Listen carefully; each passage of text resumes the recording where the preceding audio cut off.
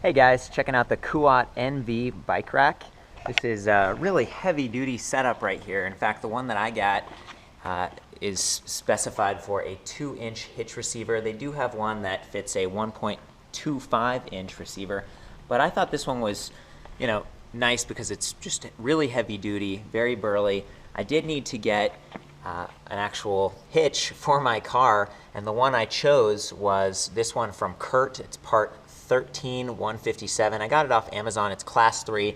You can see it says 5,000 pounds gross trailer weight, 500 pounds max tongue weight. It only cost about $170, and it installed pretty well. Initially I was thinking I might have to, go to U-Haul or something like that, and I just, this is a way I could save some money. So anyway, back to the Kuat. This is one of the better racks out there in the space. It actually separates the bikes fairly well. I think it provides like 13 inches between them. So you can see, like that kind of space. So you're not gonna scrape your bikes together, that kind of thing. It's got a locking hitch pin right here with a rubber cap to keep the lock from getting dirty. It also has this cable lock with the same key interface. And you've got this awesome, it's like a bike stand piece. So it's definitely great. The only downside is that it can be quite expensive. So I think this first piece right here with the actual hitch mount is $530. And then there's this optional extender piece. They call it like the 2-bike add-on right here, NV add-on. And this is like $340. So not cheap, and I haven't actually used this yet. I just thought I'd get them both because at some point I'm sure I'm gonna go out with friends. When you assemble this thing, it actually comes with a big, is it like a Allen wrench right there? Huge Allen key. And, it takes some time to kind of like connect it all together. And then you put on this end piece, and that's where the bike stand kind of connects, is like right here, okay? And in doing that, you have to put on a bunch of screws and stuff. This is also where the 2-bike add-on would connect. So if you think you're gonna have 4 bikes on this thing, don't put this on until you've connected all the pieces, because you'll have to do it twice, and that kind of a bummer. So yeah, anyway, the reason that I wanted to get something so super heavy duty like this is because I actually have an electric bike over here. This is the High Bike X-Duro RX full suspension 27.5. I actually have a website called Electric Bike Review where I talk about electric bikes. I got into them because I have kind of a knee issue. Helps me get off-road and enjoy myself a little bit. But these things are heavy. You'll notice there's like a motor down here. There's a battery pack. So this thing weighs like 48 pounds. Which is a lot more than a traditional mountain bike, right? And I was concerned about even having space to hang it from one of those kinds of racks. I was concerned about, breaking a rack, especially if I have 2 electric bikes or something like this. This rack is rated for 60 pounds per bike, okay? So that's 120 pounds that you could mount on this thing. When you step it up and you add the 2-bike add-on, the weight limit goes down a little bit. This says 40 pounds per bike. Okay, so you go from 60 pounds to 40 pounds. I think, I could probably still put my electric bike on the closest one and then put lighter weight bikes on the other ones. But, you don't want to mess around when you're driving down the road. You could potentially hurt someone if a bike fell off, and that wouldn't be any fun. So I'm going to try to hit some of the other specs here just to give you an idea of what we've got. So it's the Kuat NV Bike Racks. This part weighs about 50 pounds. The other one weighs about 28 pounds, so 78, something like that, about 80 pounds total. They do come in different colors. There's black and chrome, which we see here, or you can get gunmetal with like an orange accent. They both include the built-in cable lock. They got the hitch pin that we talked about and the trail dock repair stand. And it's actually got a cool tight cam system, which keeps it from like bouncing around when you're on the road. And that's this little ball right here. So see, there's this knob. When you turn that, when you twist it, this ball sort of protrudes and it sort of like locks the bar into your receiver, which is really cool. And then that's where the locking pin goes in. And then another question I saw out there was that, what kind of wheelbase can this thing accommodate? Up to 48 inches wheelbase. So pretty cool. The other thing you might want to keep in mind is that if you have fenders, they recommend, taking it off so that the sort of the arm thing can kind of connect right here, really close to the top of your bike. Both of my bikes have fenders. There it is right there. So it's really kind of a pain to take those off.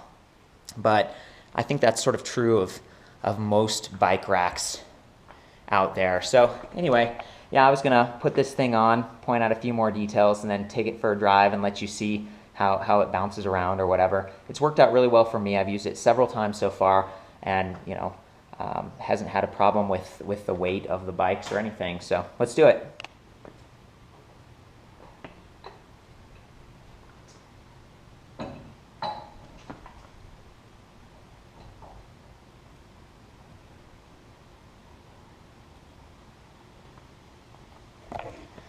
Okay, I got these holes lined up over here, and this is when I tighten down that cam. Just tighten it like this, and inside that ball is getting kind of forced outwards. There we go. So it won't shake around as much. You can see the whole car is kind of moving when I do that. This is when you get the pin right here with the lock belt on. Key out. Got that rubber cap, which is really nice. That's what it looks like on top. So these nice pins. There we go. Now that it's off, put the cap back on. I can slide this through over here. Let's see. Like that. And then I've been careful to kind of position the rubber cap and the lock interface downwards because I have that hole right there, and you don't want to accidentally lock this upwards with this flat metal plate and not be able to get your rack off. So there we go, it's locked on now. No one can steal my thing. We've got the same thing up here. You just pull off that cap and you can run this cable through your bike frames just to deter theft like that. I'm going to mess with that later. Let's see. And this is the moment where you could put that sort of bike maintenance stand on top, and it just sort of hangs out like this, and you can put your bike on it. I'm not sure what that's rated for because, again, my bike's 50 pounds.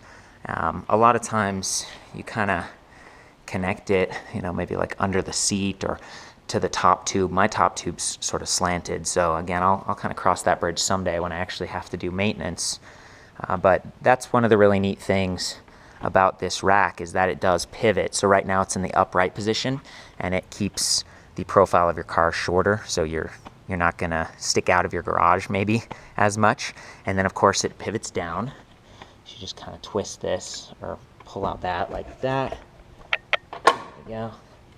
You can see the whole thing slide, and then it locks into the flat position. This is really the position where your bikes fit into it. You can see there's lots of space underneath. I mean, it does change your clearance a little bit on your car, what kind of bumps and inclines you can take, but it's pretty high, and you'll notice it kind of angles the bikes in just a little bit. And then if you had that 2-bike accessory on the back, I mean, it could stick out pretty far, but that's that 13 inches of clearance we talked about there. So basically these arms pivot up like this, and then they kind of like connect to your wheel to hold you down, and then you've got a nice little ratchet system that slides along these tracks. So the bikes sort of alternate, one facing forward, one facing backwards, like that. And then there's another really cool feature. You can unclip this again, like this, and then the whole thing sort of swings down, okay? And that's to let you get into your tailgate, the back of your car, without having to take your bikes off. Seems a little precarious to me. I mean, your bikes are going to be sticking way out off the back of your car, but it's a neat feature. Okay. There we go. And then there's this other cool accessory. So if you have like a really small kid's bike, you can actually take these plastic pieces and mount them inside of the rubber arm like that. So one goes on this side, goes on the other side, and see how it brings the hook in a lot, so you can do like 20-inch or 24-inch tires instead of my bike, which has 27.5, right? and traditional mountain bikes like 26 or 29. So that's kind of cool. It's pretty thoughtful design that they've got going here. I'm going to go ahead and grab my bike and lift it up and put it on. So let's do that.